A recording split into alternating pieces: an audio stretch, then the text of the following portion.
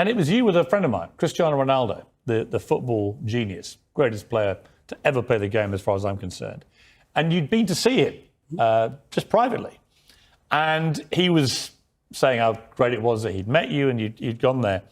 And all hell broke loose. He was bombarded with people saying this is outrageous, legend over, legacy finished, none of which would have bothered him because he'd heard all this kind of thing before. But the venom of it was from certain quarters was so pathetic, it seemed to me. So first of all, what were you doing with Cristiano? Why were you there? Well, he invited me to come and see him, and he had had some trouble in his life a few months ago, and a friend of his sent him some of my videos, and he said he had watched those, and then he read my book, one of my books, and found them very helpful, and he wanted to talk. So I went out to his house and we talked for about 2 hours.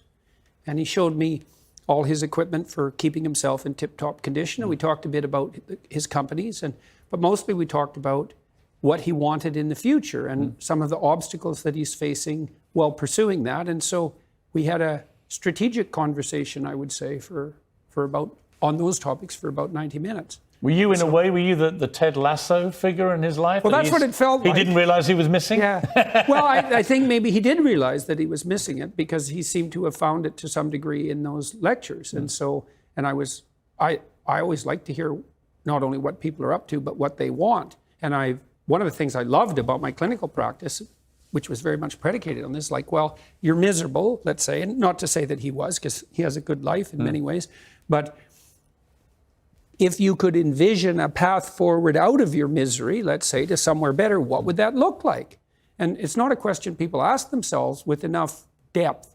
And then, having developed that vision, what are the strategies that might be put in place to make that more likely? And again, not in a manipulative way, but if you had to conduct yourself in the proper manner to bring about this desirable end, or at least to move towards it, how would you organize your behavior? When someone like Cristiano, who, we know what the personal problem was. He'd lost a baby. He and his partner was incredibly sad for him.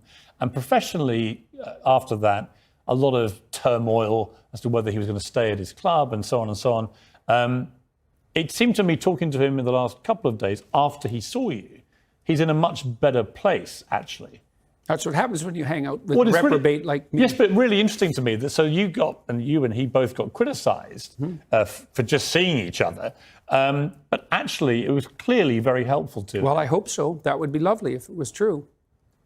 It's a weird position, isn't it? There's you, Dr. Jordan Peterson, this guy that comes out of Canada, lecturing students, and then you're at the home of the greatest football player of all time, and you're genuinely helping him. I mean, Ronaldo is known as one of the most mentally strong athletes has ever been. Yeah, right. Not just physically, but mentally strong. And yet he needed someone like you to help him. I find that really fascinating.